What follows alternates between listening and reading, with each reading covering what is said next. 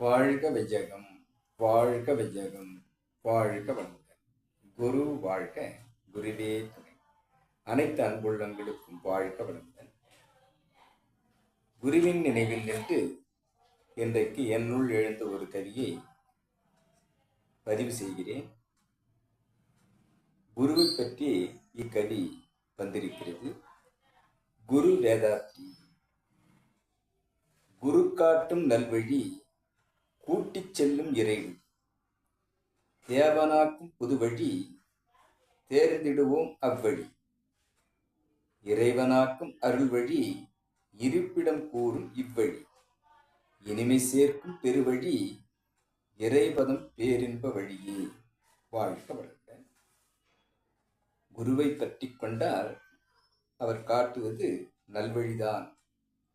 அவர் எங்கே அழைத்துச் செல்கிறார் என்று பார்த்தால் இறை உணர்வதற்காக நம்மை அழைத்துச் செல்கிறார் என்பது தெரிகிறது. தேவனாக்கும் புதுவழி. தேவர்கள் உலகத்திற்கு நலம் செய்பவர்கள், அசுரர்கள் உலகத்திற்கு தீங்கு இழைப்பவர்கள் என்று பார்க்கிறோம். அப்பொழுது நம்மை தேவனாக்கும் நல்வழி,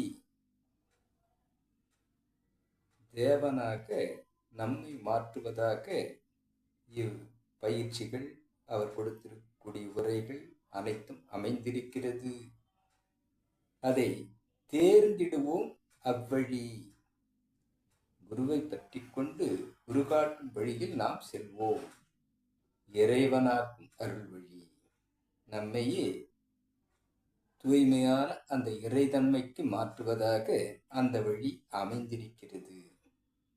இருப்பிடம் கூறும் இவ்வழி, வீடு பேர் என்றும், சமாதி நிலை என்றும், சாயிச்ச பதவி என்றும், வைவந்த பதவி என்றும், சிவலோக பதவி என்றும் இந்த ஆன்மாவுக்கு ஒரு வழியை இறுதியாக காட்டுவார்கள். அதுதான் எந்த வீட்டிலிருந்து வந்தோமோ அந்த வீட்டுக்கு செல்வதாக, பிறவித்தொடர் அறுத்து எல்லையில்லா மெய்ப்பொருளை இணைவதாக இருக்கக்கூடிய அந்த இருப்பிடத்தை நாம் இப்பருவுடலில் இயங்கும் போதே உள் உணர்வாக ஆக்கிக் கொள்வதற்கான இருப்பிடம் கூறும் அந்த நல்வழி, இனிமை சேர்க்கும் பெருவழி.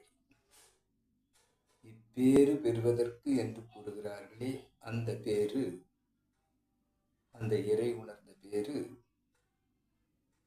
இனிமை சேர்க்கும், இன்பத்தை அளிக்கும், பேரின்பத்தை அளிக்கும், பேரானந்தத்தை அளிக்கும், பேரின்ப கழிப்பில் நம்மை வாழ வைக்கும். அந்த வழியை குரு காண்பித்து இறைபதம் பேரின்ப வழியே என்று நிறைவாகிறது கவி.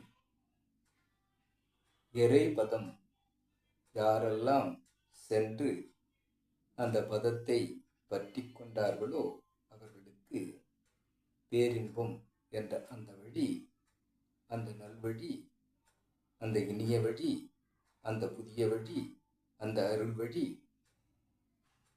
குரு அவர்களை பற்றி சென்றால் அந்த இலக்கை அடைய வாய்ப்பிருக்கிறது.